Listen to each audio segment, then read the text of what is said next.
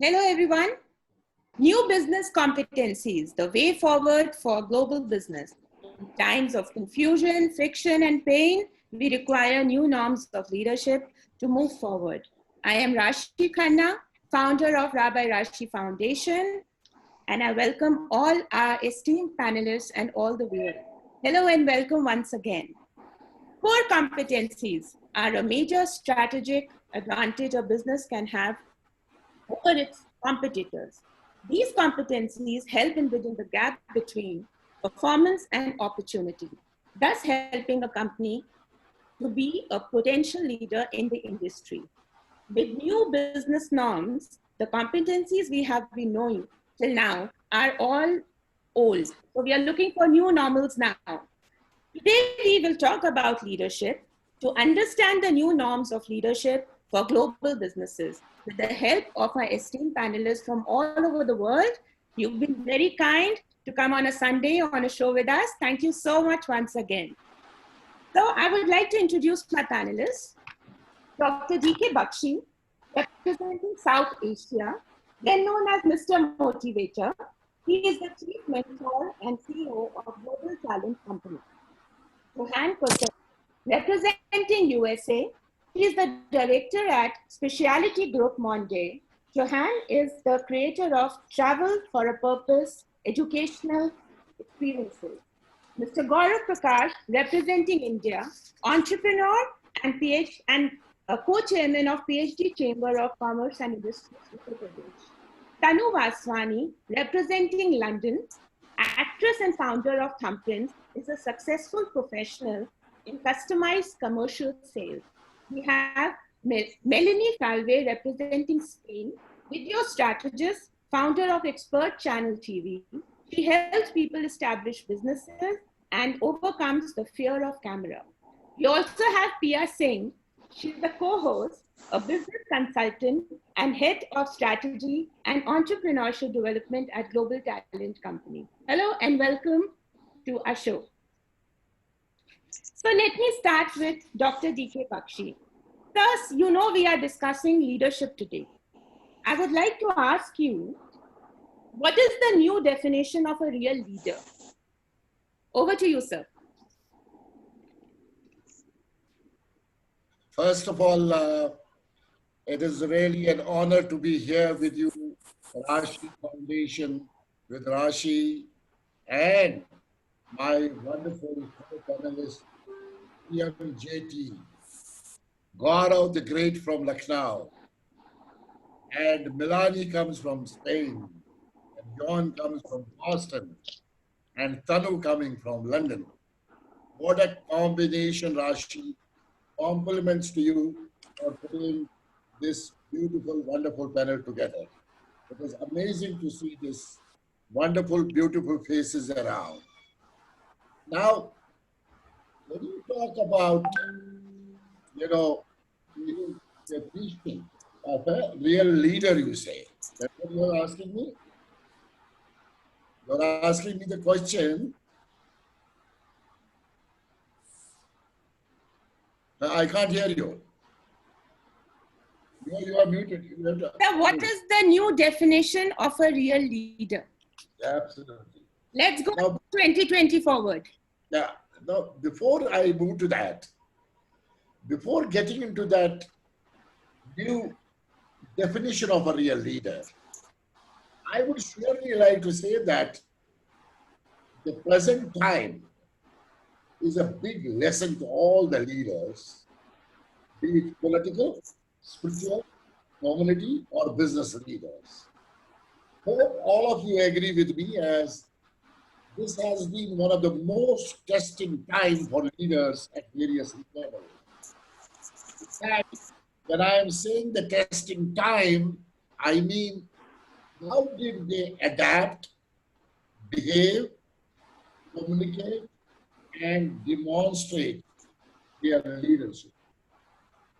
A is when they adapted to COVID-19 instantly. I'm talking about end of February, beginning of March.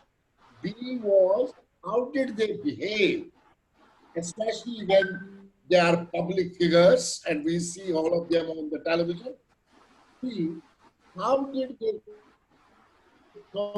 communicate facing the tremendous issues and challenges when human beings were in danger of losing lives and businesses were going into disaster of 500 times VUCA. And we have been talking about this VUCA, volatile, uncertain, complex, and ambiguous. How did they demonstrate as the leaders deliberate facing the challenges of lifetime? So the testing time for all these leaders, all of us. And here, especially I'm talking about now, entire world was watching you. Some of the leaders got really exposed. And I said, A, B, C, D. I don't want to take the names of leaders. Some of the leaders really shivered. Now, going forward, when we look at 2020 and we are in mid of 2020, and we are presently in COVID days, what we were in February 2020, we are not in June 2020. And what is going to be leadership in December 2020, we don't know. Let me define what kind of leadership will be there. Leader who would lead from the front.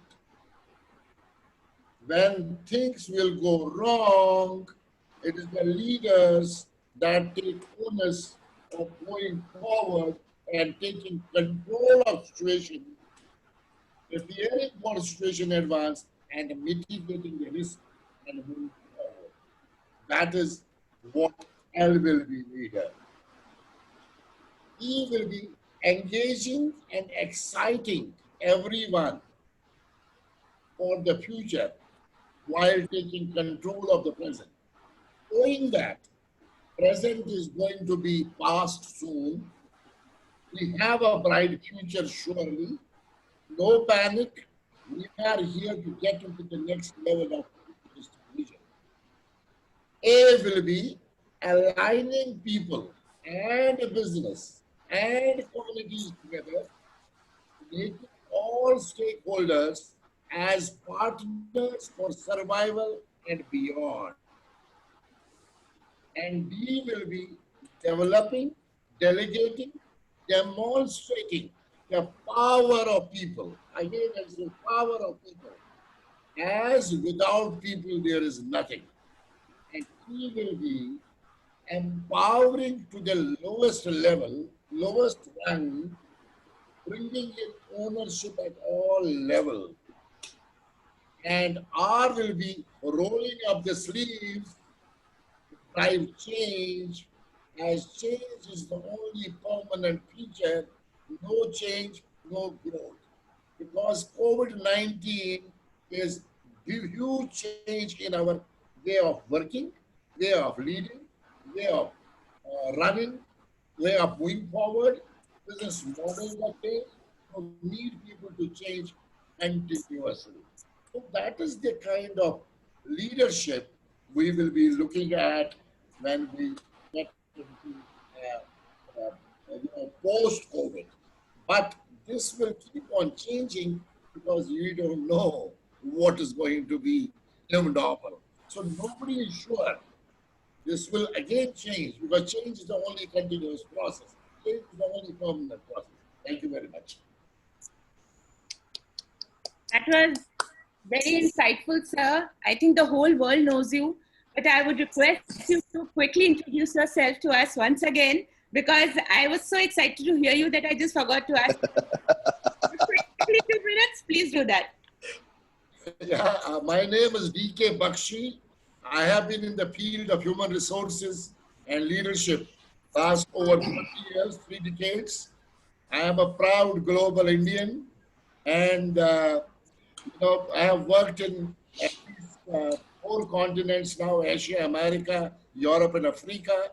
And I have traveled to near about 30 countries, conducted workshops around the world with various nationalities, my signature program, Roadmap to Sustainable Success, my another signature program, which is DNA of Leadership, another one, One Dream, One Team, another one, Romancing with Your Destiny, are very well known in the world.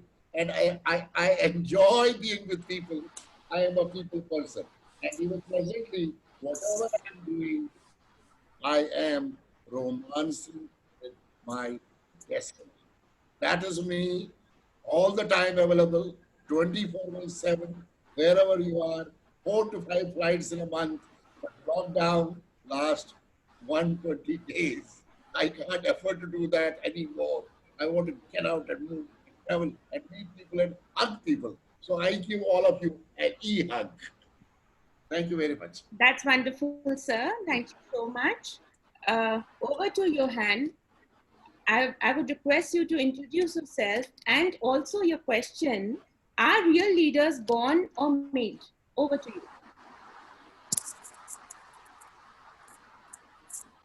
We can't hear you. Unmute yourself. Yes. Thank you for the introduction, Rashi. I'd like, first of all, to thank the Rashi Foundation and Global Talent for this great opportunity to meet today. I'm Joan and I've been in the travel industry for over 30 years. I have traveled around the world. I have traveled with children, and most recently, in the last 12 years, I've been dedicating my time to create programs for academic institutions. Programs where people get involved in communities and learn from each other, perfect their skills, earn credit, and work on global understanding, cultural understanding, and help with projects with the not-for-profit foundation as well. So I'm very involved right now with Mondi to create unique programs around the world. And the series of programs we are customizing is called Travel for Purpose. Basically, travel, people will want to travel for a reason, education, wellness, and also understanding globally. So I will go right away to my questions. Are real leaders born or made? A leader is born, developed, skilled in communication, and cultivated through life experiences. It is a set of innate traits, refined and perfected over time with education, training, and experience. The most recognized behavior in leadership is authenticity and genuineness. People with natural charisma, they have a way with people and words that bring out the best in others. They inspire, motivate, they have the ability to influence others. In my opinion, real leaders are about 40% born with personal and interpersonal competencies and 60% made with business competencies. The 40% born is the raw material, which includes characteristics that predispose people to be and become leaders. Enthusiasm, integrity, being tough and demanding but fair, warmth, humanity, and humility. Personal attributes to create adaptability and flexibility are emotional intelligence, balance, creativity, determination, tenacity, positivity, self-criticism, and risk-taking. Those are the personal attributes. The interpersonal attributes are the ability to build confidence, which are respect, trust, empathy, communication, charisma, engagement, delegation, and problem solving. The other 60% is made. It is a set of skills learned by training, perception, practice, and experience over a lifetime. That is why it's 60%. It's learned over a lifetime. More than ever, global leadership also requires to understand an employee culture's logic. And that is a difficult thing to do. And that is why travel and education is so important to me. It's to learn about cultures, because there's a lot of miscommunications, especially with the way we communicate now. And often it is cultural. And that creates a lot of business challenges. So I think it's important for people to understand each other. And we need to keep working on that. The business competencies that we learn are the business vision, technology skills, communications, purpose, mission, and value alignment is very important in an organization to succeed. Your purpose and if your purpose is aligned with the purpose organization, it is not work. It is really a way to live. You enjoy your work because you're making baby steps toward your own purpose, your own mission, with your values that are aligned with the company's values. Other business competencies are critical thinking, networking, negotiation skills. All skills that can be learned over lifetime with a lot of hard work. Global businesses are in pressing need of good leaders and leaders for good. Anyone with a natural gift of leadership has a moral responsibility to develop that talent and put it to profitable use to humanity. Leadership today is about being courageous enough to be compassionate. It is about breaking down barriers and giving people the freedom to create previously unseen opportunities to elevate their own capacity and the capacity of the organization. One of the bigger strategies is to remember to be inclusive.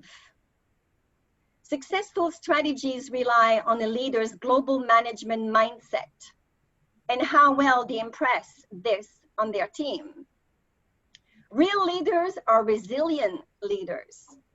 They will seize the opportunity to grow and change. Real leaders understand that many crises through history required massive sacrifices from a citizenry that responded by putting community ahead of self. We have a chance to use what we have learned the past months to usher in a new and better normal. The key to doing so, to exercising resilient leadership, is the ability to energize our teams by looking outward, imagining a successful future, and embracing trust to get us there. Thank you. That was wonderful, Johan. Thank you. Thank you so much. Over to Mr. Gaurav Prakash. I would like you to introduce yourself and your question. How approachable a real leader should be. Over to you.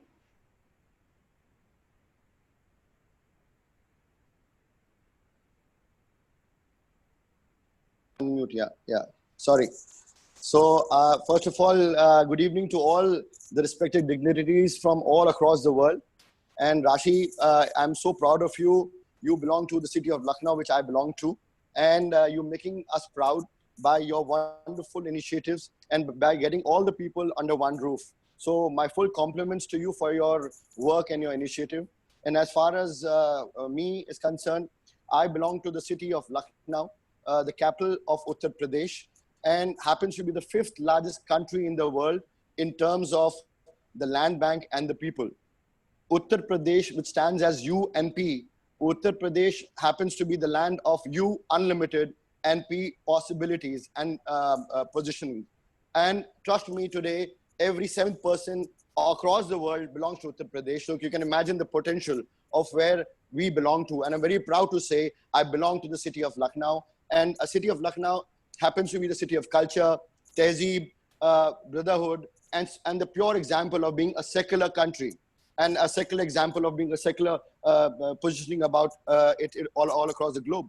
So yes, I am very proud of being a part of Lucknow. I belong to the family of universal booksellers. We are into the business from last 80 years. I'm the third generation entrepreneur doing my bit. And along with my business, I'm contributing to the city of Lucknow in my own ways, which is very passionate. My father, Chandra Prakash ji, has always told me that along with your business, you should always, contribute back to your city, which you're part of. So I am always grateful to my dad and my mother, who's been always channelizing my energies into the right direction. I've always believed in the 3 Ps of my existence: the people, the persistence, and your purpose. So if we have all the 3 Ps aligned together beautifully, then trust me, we can give it back to the society which we are all a part of. And along with my business profiling, I am also a part of PhD Chamber of Commerce and Industry. I'm currently the co-chairman. I've been chairman, the co-founder chairman for the Young Indians Confederation of Indian Industries. So in my own way, I've been contributing back to the city of Lucknow. And I'm very proud to say that I will continue it till my last breath. And I'm honored to be a part of your show, Rashi. Thank you so very much. Rashi, can you hear me? Yeah, Gaurav. So I would like you to tell us something more about how approachable. See, we know you. You are very approachable being a leader. So Yeah. could you guide us more on that, please? So Rashi, the backdrop, which I will definitely, Bakshi Saab said so beautifully that, this Vision 2020 is something which is a new to practically all the experts, all the global leaders. And I think no one today, after this pandemic of COVID-19, it's actually something very unknown what the future holds for us. The stalwarts, the leaders, the gurus, the spiritual masters, they are all trying to do their bit to get the human race back into forum. So leaders today are having a great purpose of vision. But as far as me is concerned, this question which I have always been very passionate about, that a leader should be always approachable. A leader should not have a barrier of a stigma that, sorry boss, you cannot be approached. And I have certain inspirational leaders in my life who have been really instrumental in motivating me and inspiring me to be somewhat like them. The first one is, since I'm a bookseller and I can definitely talk about it, the first one is Mr. Nelson Mandela. You have to go by him. His journey was an inspirational journey for most of the youngsters today. Second is Mr. Mahatma Gandhi ji. His book, My Experiments with Truth, is phenomenal. I think if you can understand why I'm taking these names, you'll soon later understand why I'm taking these names.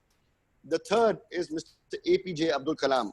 He was a president of our country, and a man, a scientist, a very humble background, and changed the vision of our country.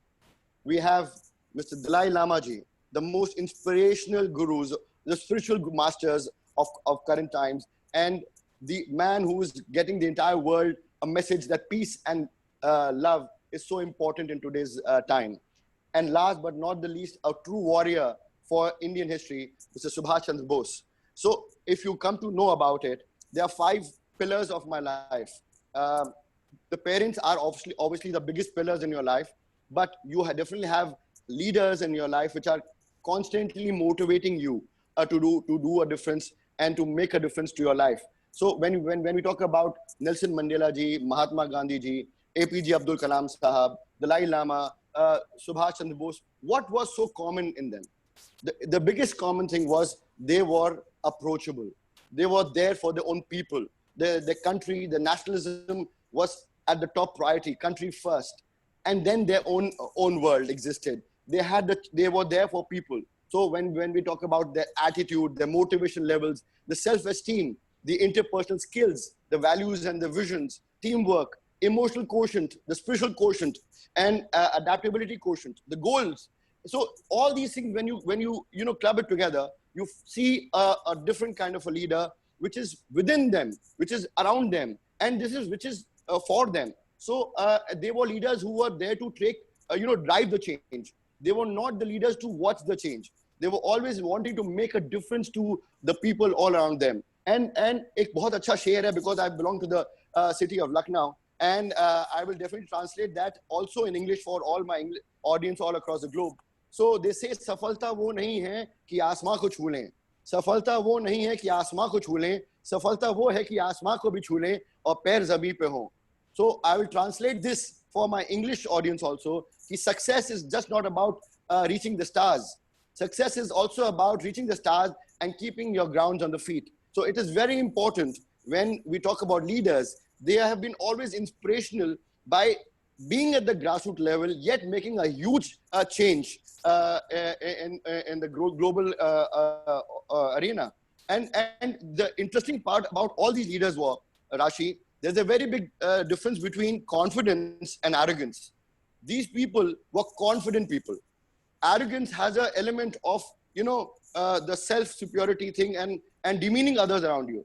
These people were confident from within themselves. They were confident from themselves that, yes, they are good. Plus, they encourage people all around them to make them believe that they can make a difference. So they took the entire nation along with them.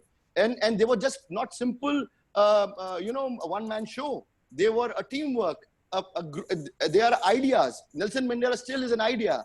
Mahatma Gandhi ji still is an immortal idea which lives till now in our young generation.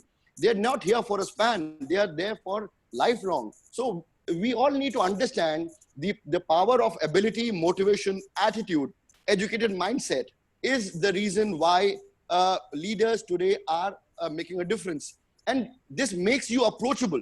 And I've always believed that if you want to be approachable, you don't want to be a part of a problem. You want to be a part of a solution. These all leaders were always a part of a solution. And they were amongst people to people connect. Their networking was very strong.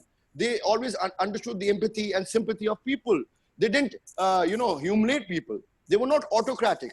They were democratic by nature. They lived by the philosophy of we the people, by the people, of the people.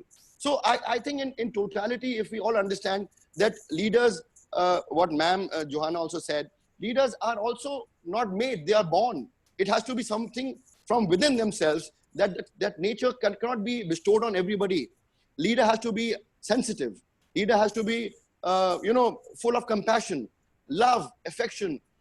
Instead of, they say it's a very beautiful sign. Instead of having an insight, they should have a vision which is more powerful. And very few people can boast about it. So I personally feel, if you see by my examples which I've given you, I definitely rest my case that a leader should be definitely more approachable, more humane, and seeing the times of coronavirus, which is affecting all of us, they need to be futuristic. And as what we're going to talk about, the adaptability quotient, that is going to be in play, which is going to be now the talk of 2020 onwards. So yes, and one thing more, Rashi, I forgot to say, a salute to all the warriors all across the globe, the doctors, the police, the administration, the global leaders who have been constantly fighting as one unit to, fight against this menace, COVID-19. And we have lost many people all around the globe. It's very sad, but yes, we must not lose the hope that tomorrow is going to be a new day, a bright day, and we will make a huge change, and the world will evolve to be a better place to live in. Thank you so much. It's an absolute delight to hear you every time, Gaurav.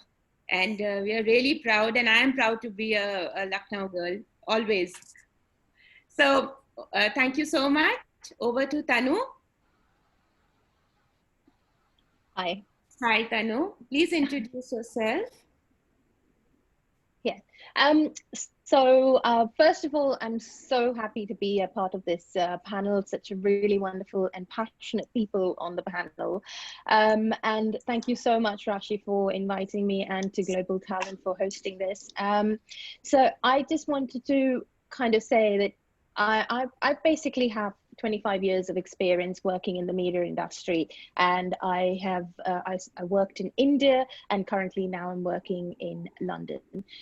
This is probably the most trying times for a lot of businesses. I mean, in fact, every business out there, but especially for the media industry, this pandemic has been very, very difficult because, you know, whether you're print or digital, people have had to, if you know, relying on the revenue for advertising, etc. It's been really difficult where companies have to take a step back and look at where they're what they're going to do with their capital and where they're going to be investing, and it has been you know, trying times for media people at this time. So I think leadership at this point is very, very important, and being a good leader is something that's very vital at this point in time. And as you know, all the other previous speakers have mentioned, it's all about being adaptable. It's all about being empathetic and, you know, understanding what is happening, and being able to innovate and produce solutions as well. Also at this time, we are working differently from how we have been in the past. So you used to go to the office, meet up with people, you had the support system around you, but now people are working from their own individual places, from home, and that brings in a lot of other difficulties in terms of emotional support, as well as practical support. And so I think that being a leader, you have to have several qualities about you, and some of the leaders who have inspired me in my career growth have been the women that I've seen who have been leaders. For example, Indira Gandhi, she was in the 60s, she was the prime minister of a new country that's just, you know, had just been born, and she was out there on the global stage with all these political stalwarts from all the other countries who were positioning themselves as global powers, and here was this small, you know, country, India, and she managed to hold her own in those global platforms. The other person who's really inspired me is the Queen. You know, she is somebody who has shown what it means to be committed to your promise of delivering your duty and your responsibility to your nation, and in the fact that even during this time of you know, the pandemic, she came out and she addressed the nation, and it was a very, very powerful, very personal, touching address that she made, you know, to support the people who were there, and her whole family, in the sense they're also out there working and supporting. And the new age leader would be the Prime Minister of New Zealand, Jacinda Ardern, just to kind of see that there is this young lady who has become a head of a state and who's managed to successfully manage the COVID situation in her country, and who is not afraid to say that, you know, I'm a leader, but I may have some gaps or limitations in my experience, and I'm happy to bring in people who have the expertise to help me and then help the nation. So I think those are some of the qualities that are really, really important for a leader. So so I would say that one of the main thing is to have a growth mindset, and it's basically about having a positive attitude to everything, including your limitation. Because if you know what your limitation is, then that is a possibility for you to then learn about it and become an expert in that area. And it's just an opportunity to be open to other people and what they have to say to you, because you can't always be an expert, and you have to you know, you learn from people, and you are always learning. If you stop learning, then you will never grow. The second part, especially in this situation, is honesty. And I can see that personally from where I'm working and with my friends who have been talking to.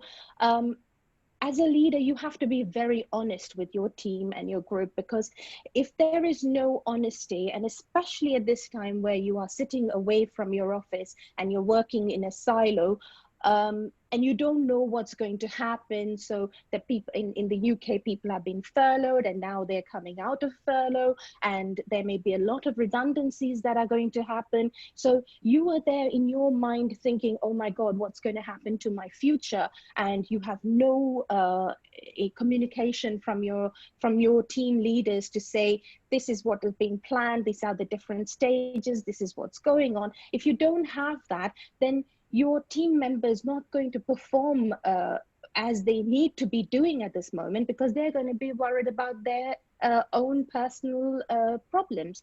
And so as a leader, you need to be honest. You need to tell people that, yes, this is the situation and this is how we're going to deal with it, but there is a way out on this. And if there is no way out on this, we're going to support you through that and help you, get to where you need to reach.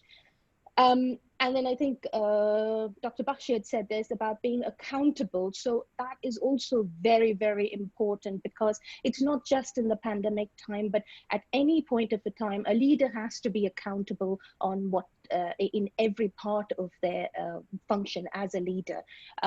So the buck stops with you. So if your team knows that you have their back and that you are, you need to give your team some responsibility so that they can go out there and learn and do and innovate and bring in more, bring in new ideas into the group to help for the growth. But if they make a mistake, they need to know that you will then have their back, because you're going to learn from that mistake. It was a mistake, but there's always a solution to that. And you're going to learn from that, and that you're going to be accountable, and you're not just going to throw them to the wolves and say, oh, it wasn't my mistake, it was this person who did it, because that's not a leader.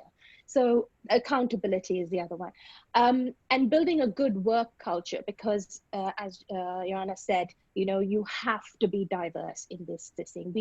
The world is become global. People, and now with the new way of working, you can have an employee based in China, or you can have somebody in India, and your office could be headquartered in Geneva. So you're going to have people from different backgrounds, different cultural, even if you take the case of India, you could have an office in Delhi, and you could have somebody from say Hyderabad working as your in your company.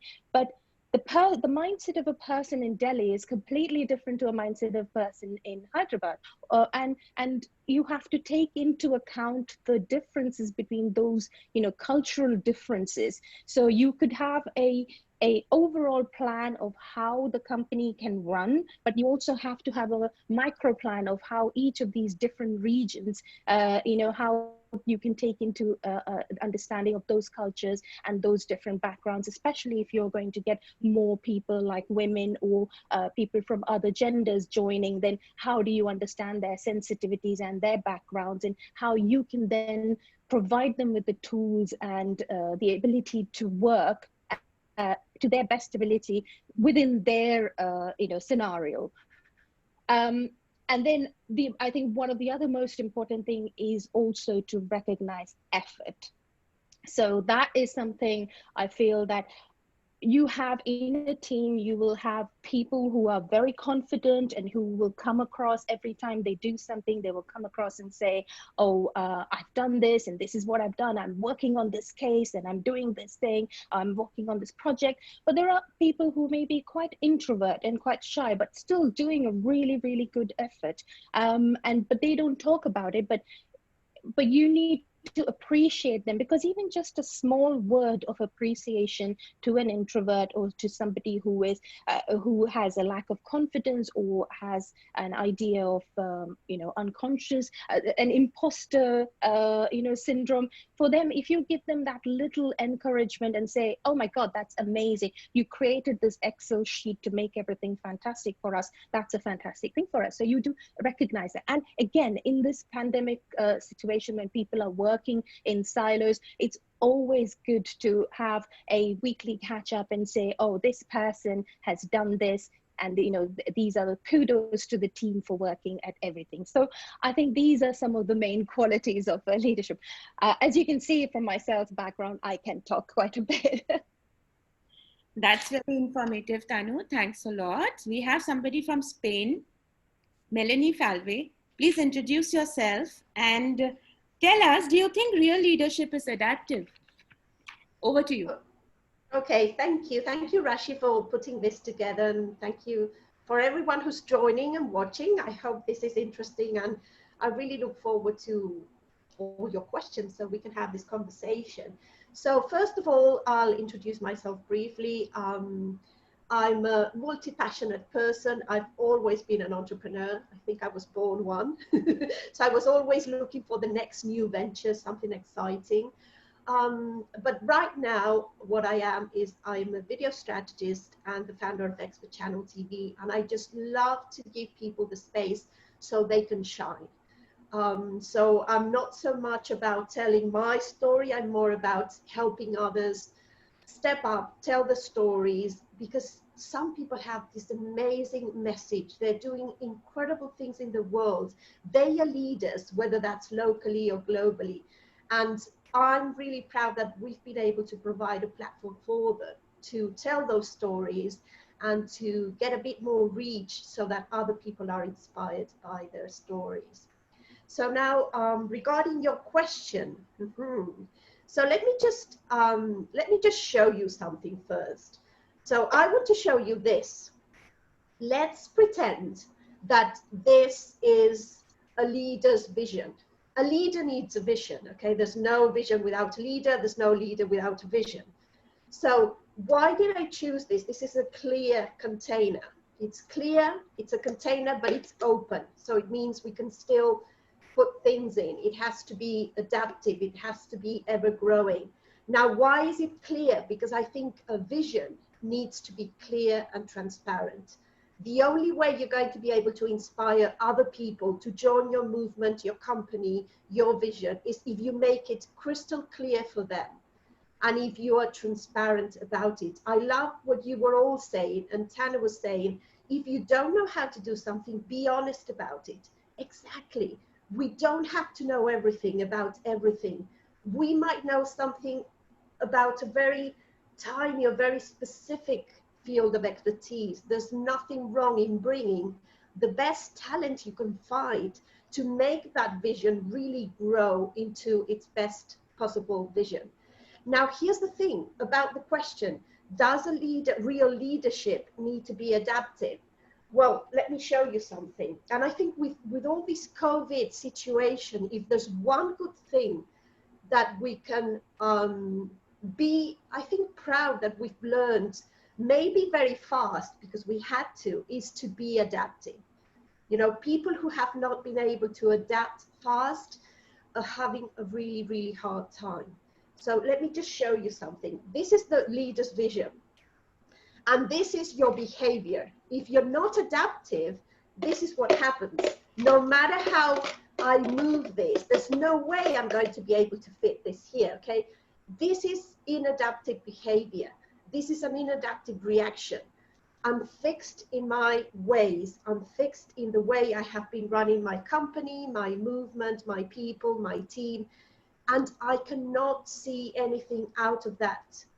So what happens is you're stuck. You have no vision anymore because you cannot fill it with new things, new ideas, new ways of doing. I think new ways of doing, being open to new ways of doing is key when you are a leader in this time.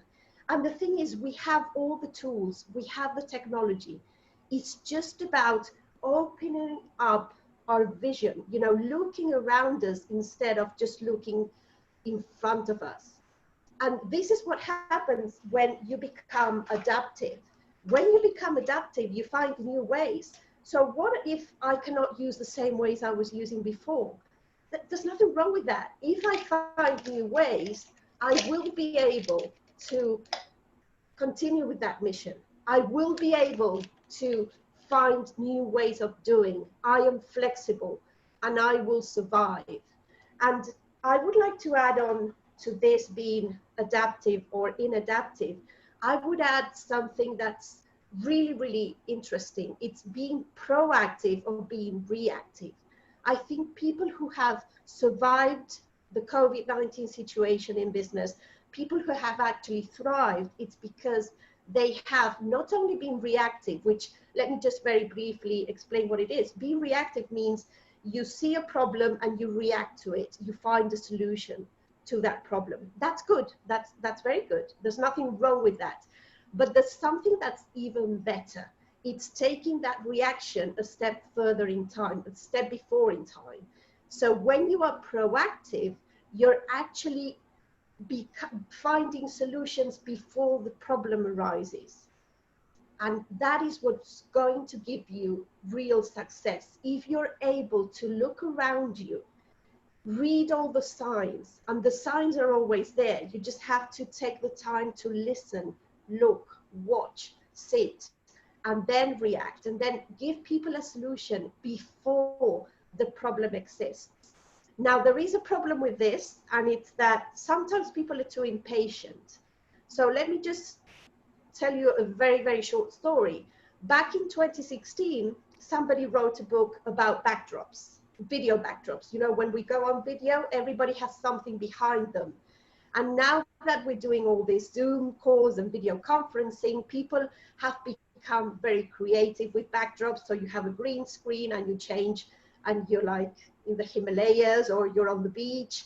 Well, back in 2016, when somebody wrote a book on backdrops, nobody had no clue what a backdrop was. More importantly, nobody even cared about backdrops. Now, moving back, because now we have that need, now everybody knows what a backdrop is. And everybody knows that it can either hide the clutter behind you, or it can actually help you improve your message and support that message. And it can even help you sell more. Now, the person who wrote that book is me. And I'm not saying this to brag, it's a terrible book. I wrote it in like 2 days, but I saw the need for that. It was too soon. And I was about to give up because I was like, people don't get it, but it's so important. I can see it. Now, I often joke about this, and don't get me wrong, because I do understand the terrible situation many, many people and people close to me are going through with this pandemic. But I often joke and say, it's taken a pandemic for people to understand what a backdrop is. So if I was proactive in that time, but I kept my vision going and it evolved into something else, if I had abandoned that vision, then I wouldn't have a business today, probably. So it's very important to be adaptive and to be proactive. Okay, now I want to also add on to this. It's very good that the leader is adaptive, flexible, proactive, or even reactive. But what about your team? It's not only necessary that the leader is able to provide change.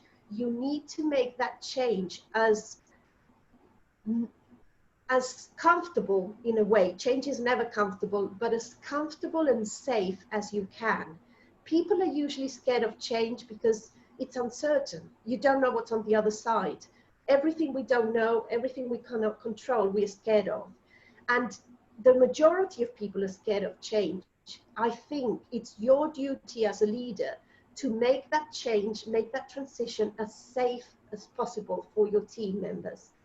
Because safety is one of our human basic needs. We need to feel safe. When we don't feel safe, we panic. And sometimes that panic can turn into violence. Sometimes it can just turn into, not knowing what to do, and you're blocked. You just don't know what to do, where to go. So as a leader, I think it is very important to make that transition, again, very clear, very transparent, and very safe for your team members. So I hope this helps and it gives you a vision into my way of thinking about leadership. Thank you so much, Melanie. And I think we all can relate to what you just spoke and shared with us. So we have a lot of questions coming up from the attendees who are actually watching us. And there is a question for Dr. Bakshi. Sir, please unmute yourself. Sir, So there's a direct question for you. How could socio-economic impact of COVID-19 be revived from survival to revival? Over to you, sir. Yeah, it comes again on the leadership. I would say that, first of all, leadership has to be compassionate, communicate with clarity, collaborate, and have empathy, and show the hope, and be transparent, create trust for transformation. When I said being compassionate, I can give you examples of some of the leaders who have, and especially the women leaders in the world, 6, 7 of them, they have handled this COVID-19 differently than any other leaders in the world. So compassion was the first one, and they communicated also differently.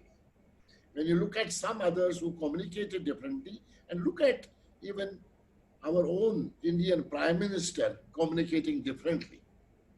And then, when I say 3 T's, and I am referring it to Dr. Asha Bhandarkar, one of our leading psychologists our country has produced. She is well known, and she was on my webinar mid of May along with Padma Shri Dr. Preetam Singh. And I'm quoting her, and she said, trust, transparency, and togetherness. And I am adding it on, transformation. So, in case we have to have a positive impact of putting it together, we have to have this approach of making sure that leaders are trustworthy. We trust the leader. What leader talks delivers. There's a difference between what leaders speak and what they deliver. That's where the mistrust takes place. So this trust element becomes very, very important, whether it is a political leader, whether it's a spiritual leader, whether it's a community leader, whether it's a business leader.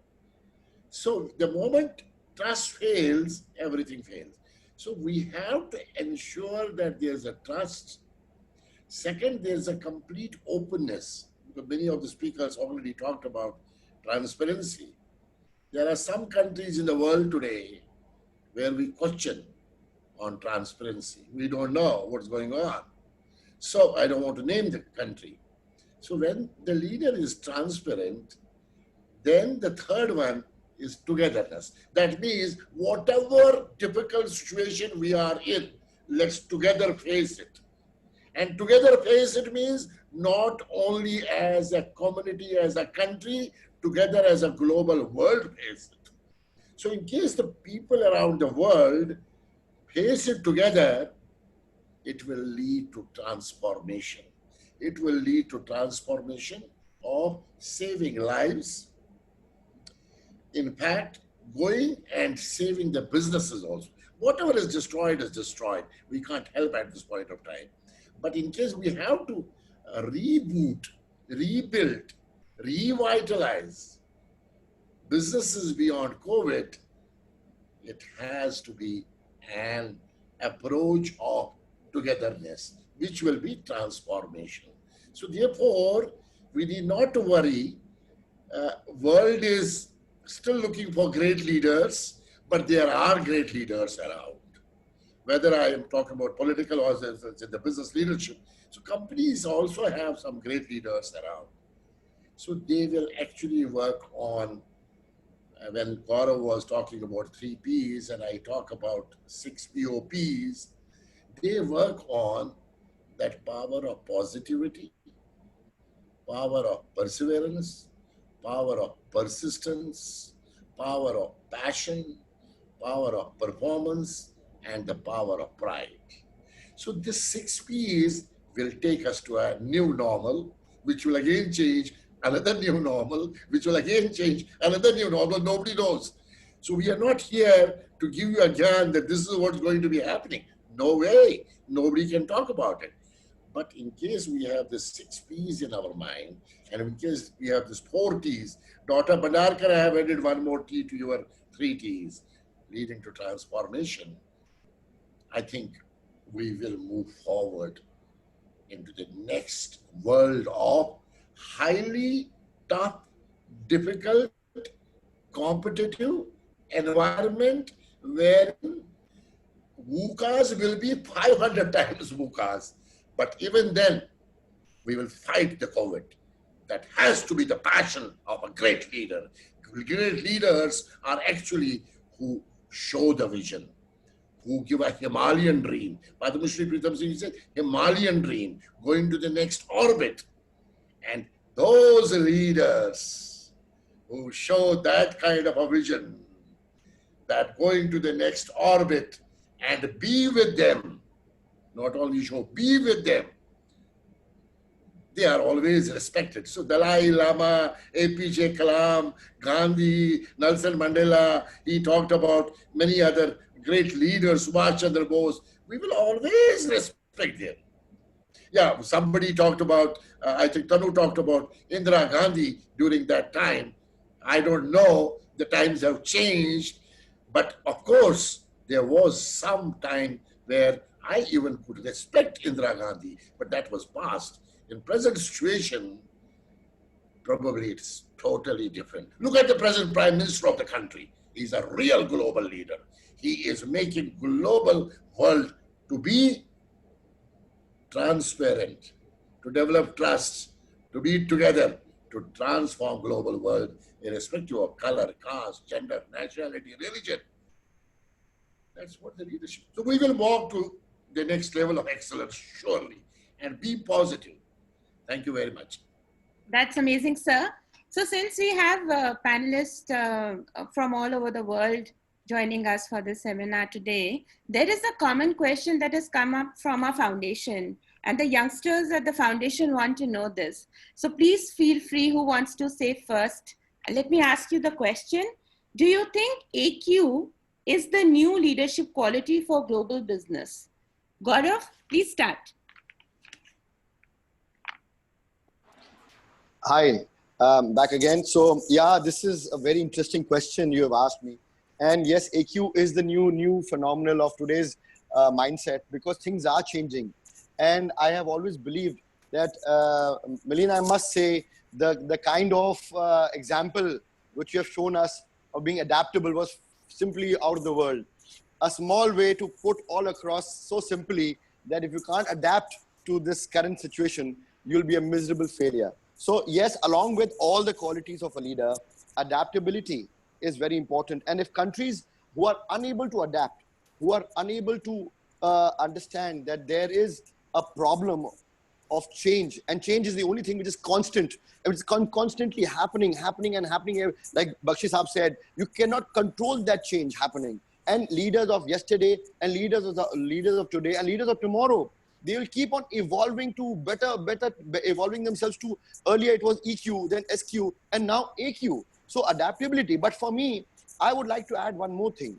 I've been really thinking about this thing about adaptability, which says that adjust to the current situation happening all around you. With adaptability, I think you should add one more sentence, is maneuverability.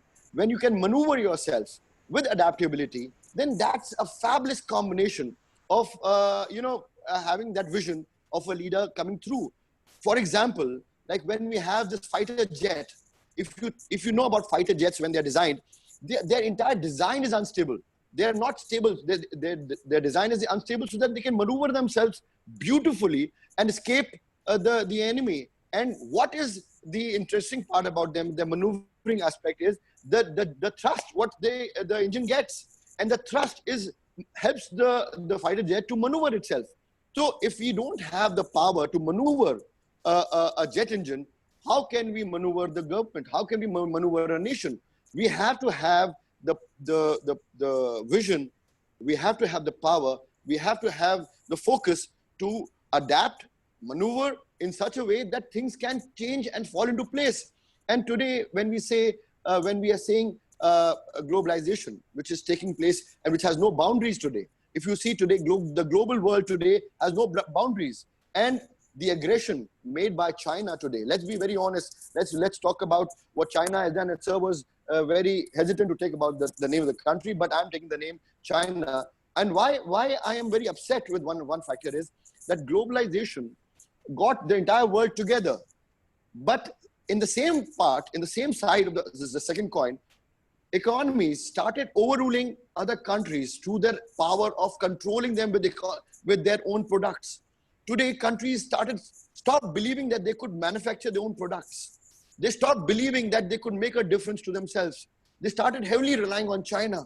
What happened? We have all seen the pandemic of COVID-19, the aggression of China has really made you believe that small is beautiful. Mr. Gandhi always advocated that go back to your rural sectors, go back to your own industrial sectors to enhance the growth of your own country, the own power, the power to believe in yourself, the power to be dependent on yourself. So the times are tough. We are all, and thanks to China, their wrong so-called over-supreme way to reach out to the world and to control the world has taught us to come back to our own country, taught us to come back into our own self, redefine ourselves. And what sir said very beautifully, that we have to think globally, but we have to be very local. Think very locally. I have been very, from last 6 months, I've been talking very open in various forums that we have to be voicing vocal for local. We have to start rebuilding the trust of local industries, make them evolve so that our own economies can stand on our own selves. And that is called adaptability. And if we don't maneuver ourselves properly in today's world, we cannot sustain this onslaught of China being all over the globe. Sir. Can I add? Yes. Sir, please. Beautiful. Gaurav Prakash, great. In fact, I would like to compliment Gaurav for a detailed response to this question. And in fact, when I see IQ and EQ, I am actually adding on today, which is very important, AQ. That is adversity quotient. Now, what has happened because of COVID-20, leaders would need AQ, how to anticipate, how to cope, how to adapt. And when we understand AQ, which is AQ is adversity quotient, which is able to improve with a radiant effect the performance, the productivity, the problem solving, the innovation, the energy, in order to keep quality of life going and moving forward. So I would say business leaders have to have the leadership qualities of adversity quotient necessarily as the core capability of life. And adding to Gaurav's statement, global talent, locally and locally. Global talent, locally and locally. That's what the Prime Minister of India is saying. So we have to be global, but we have to be local. Yes, sir. Totally agree. Totally agree. In India, I cannot do it American way. In Thailand, I cannot do it German way. And in America, I cannot do it in Indian way. While we are all global people, that's why I say local, thinking global, but acting local. And this is not today. I'm talking about when I was working in India in 1997. I was working for a company called Luxor India, and we launched Parker pens. Parker is, I love my brands. I love my shaving blades, Gillette shaving and Parker pens still. Parker means lifetime warranty pen. And this Parker was owned by Gillette at that point of time. Then we entered into a joint venture with Gillette Parker. Americans came to this, many of the people who are watching, they know about it. So Americans came to our country and we had a big launch of launching Parker pens in India. And they said, you have to do it our way. We He said, no, we will do it our way. And I respect Mr. D.K. Jain, who is no more, who was the chairman of writing instrument industry king in this country. And I worked with him for 10 years. And when I went to them, I said, no, I will have a global thinking, but I will do it localized here. Be vocal. Absolutely, sir. And we launched Parker pens at 50 rupees, Parker Beta in the country. And within 6 months, we did a business of 25 crores INR. That was locally, vocally, with a global, this is the Parker, with a global mindset, global technology. And Ravindra Kachru, who is part of my team today, he was the first quality Parker manager in the country. Absolutely, sir. We have to be local, vocal with global talent. That is the beauty of life. And leadership is to drive this. And it is not only in India, it's everywhere, whether in Brazil, whether in Thailand, whether in Spain, anywhere. And let's get ready for facing adversities. Adversities are going to be part of our life every day. And those leaders who face the adversity like a king, like a lion in the jungle, they will be saluted everywhere. They will absolutely be everywhere. Otherwise, those who will shiver, they will. The history will not talk about them. 2020, we are here. We are talking about 100 years back. In 2080, we will not be here, but people will talk about some of the leaders who were warriors of this 2020. In 2120, people will talk about this COVID-19. We are not going to be there. There will be some names, which will be historical names, who face this adversity and still led and managed businesses, loved people, became compassionate and had humility. True, sir. That's lovely, sir. Well said. We are running short of time. So there is a question for Melanie from the audience. How does one put passion into practice? You have 2 minutes. Okay.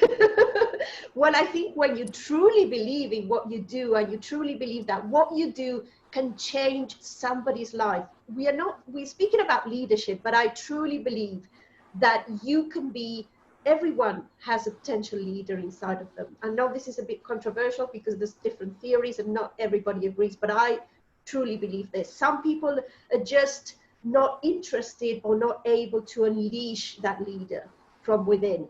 But you can be a local leader, you can change your community, you can even be your own leader, like change your life. So when you truly believe that you have something that's going to make somebody's life easier, happier, better, you owe it to the world to put it out there. And if that's something you have, whatever it is, a product, a service, a message, a thought, if it's going to make somebody's life easier, better, happier, you need to share it. And that gives you the passion you need when you truly believe it, that what you do is transformational for somebody else. You'll find your passion. That's it. Beautiful. So we have a common question for Tanu and Johan both. Can we hear about gender, race, equality in leadership? It's a burning global question currently. 2 minutes each. Tanu and then Johan. So I think that's a very, very important aspect to look at, because as I said, we are becoming global, and we have people, even in London, if you look, there are people from various nations and culture. So and that goes to looking at things like social intelligence, so SQ. So it's about trying to understand the different cultures that people come from. It's about what Melanie said about being a local leader, but you could do that by getting a mentor. You also trying to get somebody who can sponsor you, because you need somebody who's up on that leadership level, who can then look at basically supporting you and guiding you through these aspects, and helping you. This is for somebody who may be a leader and still has a long way to go, or who's not a leader, and who is, you know, looking to get to that position. So I think you need to bring a lot more people into the conversation, and this includes bringing men into the conversation. This includes bringing people from other gender types into the conversation, because what happens is that most of the time it's a group of men sitting around a table and saying, oh, we need to have equality and we need to have more gender diversity on there. But actually, do they know, for example, the seat belt in a car was designed for a man? So what happens is that when a woman is driving, you keep pulling it all the time because it's actually designed for a man. And when you have an accident, it hurts a woman more than it would probably hurt a man. So because there was no men involved in trying to get this this innovation out. So now you need people from all different areas to be part of this organization. So whether it's change management and you're inputting a new technology, then you need the people, the front office people, the people who use that technology day to day, to actually be part of that group, which is the think tank deciding what technology do we need to input, what is the different aspects of that technology that we need to input. So it's not just a case of a manager's level sitting and thinking that, oh, I need to include a CRM system, but you need to include the final people who are using the CRM system to say what is relevant for them. So I think that's how, inclusivity and gender diversity needs to be brought in that way.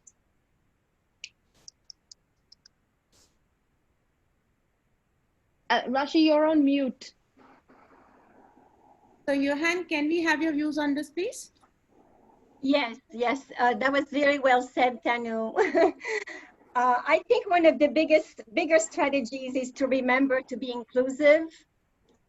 And the reason I say that is because whenever you have a problem, I think it's good to get perspective from everyone. Everyone has something they can bring in. I think it's beautiful if you have a team and you can value everyone for their experiences, for their culture, for what they bring in. Everybody has something. If you encourage them to be, if you're non-judgmental and you encourage them to participate in solving issues when you have a team, beautiful things can happen because everybody feels that they're valued, and everybody can bring their own perspective, which gives you clarity on solving a problem from different angles, and also gives you the knowledge to solve it, to satisfy everyone. So usually the results are much more sustainable and much more adapted for everyone. Thank you. That's very informative, Johan. Thank you so much. We have a lot of questions in the chat box, and probably we will be answering all of them. Over to you, Pia. Please introduce yourself first quickly. Hello, everyone. Okay, introductions are particularly boring. I would just say that I am here to facilitate the session. Remaining, I guess we can take up later. But as a benchmark, I'd say that I am supporting Mr. Bakshi. I am a lead for strategy and entrepreneurship development with Global Talent Company. And I guess if I have to close, it is really difficult. You see, after listening to our experts, how can one do justice to squeeze all that information into 5 minutes? So it's going to be a tough task. So Rashi, thank you for having me, but you gave me a very, very tough task here. So okay, let me start by thanking people who made this talk possible. So our distinguished panel, thank you so much for taking out time on a weekend and being here with us. I would also like to thank Rashi and Rashi Foundation for organizing and conceptualizing this talk. Then I would like to thank our media partner, the news agency, to be kind enough to cover this conversation. And finally, Global Talent Company being the knowledge partner for the event. So if I have to summarize things, I will just take the gist of what all everybody has said. So to be a leader in these uncertain times, and we never know how the future spans out, as Mr. Bakshi said.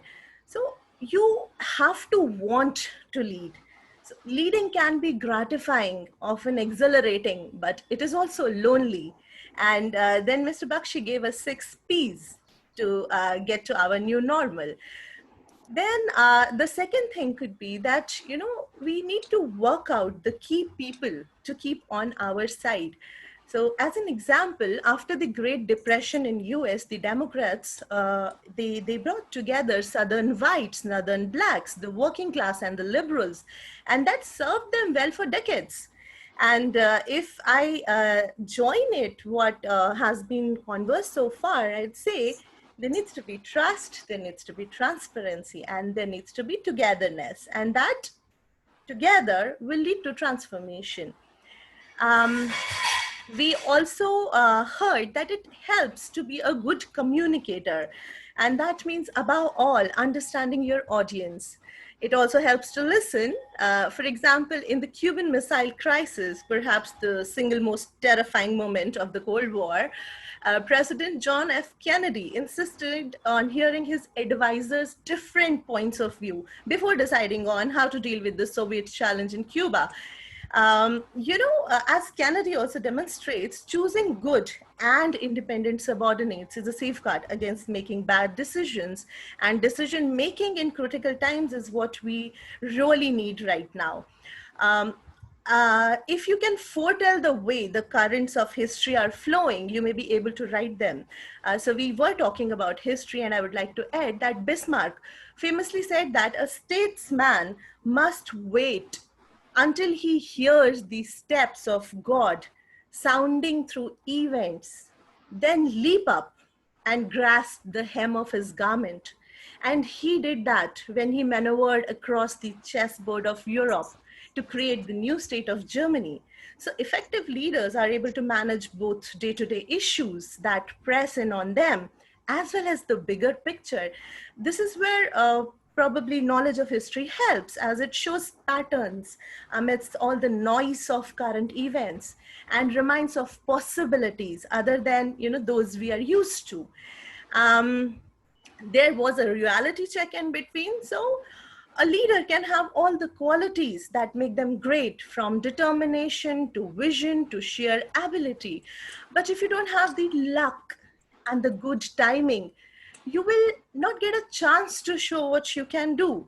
So let's say, for example, without the French Revolution, which swept aside the old order and opened up rapid advancement for men of talent, Napoleon would have remained in obscurity. If the Tsarist regime in Russia had not collapsed during the First World War, then an impoverished exile called Vladimir Lenin would have never had a chance to carry out the coup d'etat in St. Petersburg, which actually gave his tiny Bolshevik party power for next 70 years, like 7 decades. So if I have one piece in all this, it'll be like we should learn from history. Coming to the key takeaways, I will keep it in pointers. So know the power of feelings.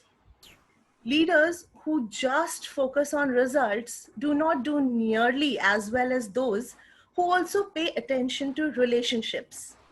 But be tough in a crisis.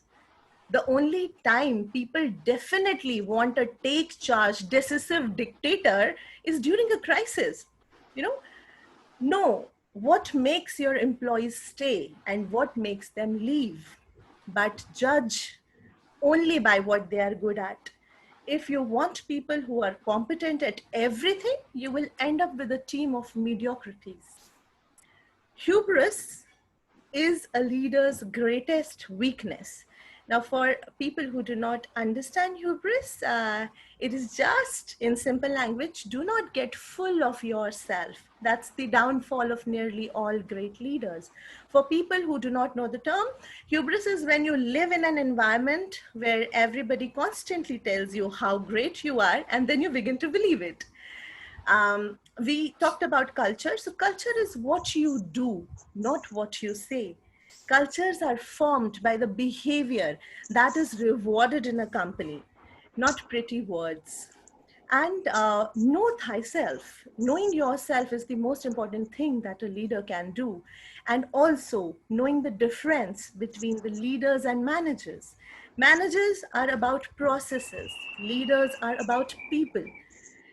The leaders need to convey authority and warmth at the same time. So you have to be the balance.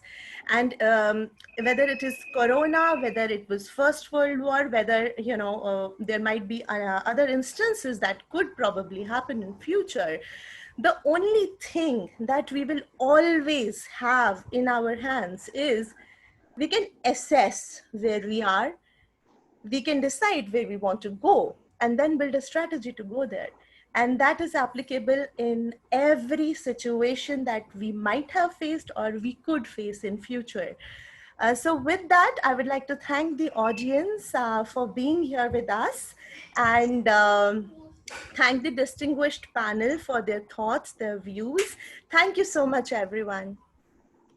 So before we finish off, can I request Dr. Bakshi to please help us with his daily dose of happiness and positivity through his one yoga asana, please? Quickly, sir, 2 minutes you have, and then we finish off. Yeah, I think it's very important for us to understand the power of yoga, power of pranayam, which I have found many nationalities in the world. People are doing it, and I do it like this.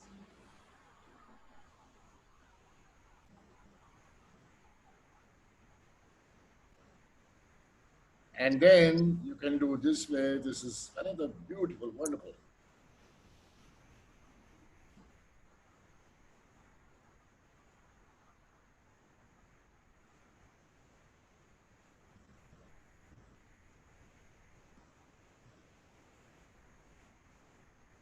And the third one.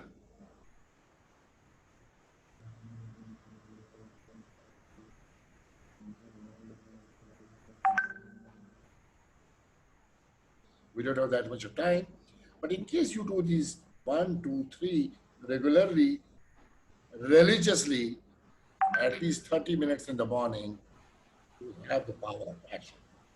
You will always say, who am I? I am a champion. Who am I? I am a leader. Who am I? I am a star. Who am I am going to deliver a great business leader. Who am I am going to help people. Who am I am a youth. Who am I am a future. Who am I am a proud global Indian, or I am a proud global Spanish, or I am a proud global American. When you create that kind of internal and external healing, you will always have the power of passion to communicate to people around you, whichever business you are. That who am I? I am a star. Who am I? I am a passion. Who am I? I am a future. Who am I? I am a business leader. Who am I? I am a proud Indian. Who am I? I am a proud American. And who am I? I am a proud global. And I love the global world. That is where global people will work together and create COVID, no COVID, a different set of competencies which will keep on changing. Gaurav is rightly saying, which will keep on changing. Change is the only continuous process. Every time it will change. But then are we ready? Somebody said very beautifully, are we ready to face those changes? And that is the power of people power. We can change. We can think differently. We need to have that 3 P's of Gaurav and 6 POPs of mine. Thank you very much, Rashi. And it has been. I'm thankful to everyone from all over the world. See you soon, and let's connect soon on a different topic altogether. Let's give a e-hug. Let's give a e-hug. Let's give a e-hug. E-hug, e-hug. Thank you so much, everyone. Yeah, e-hug is Thank very you. important. Thank you. Thank you. Gaurav, you belong to Lucknow. You have proudly made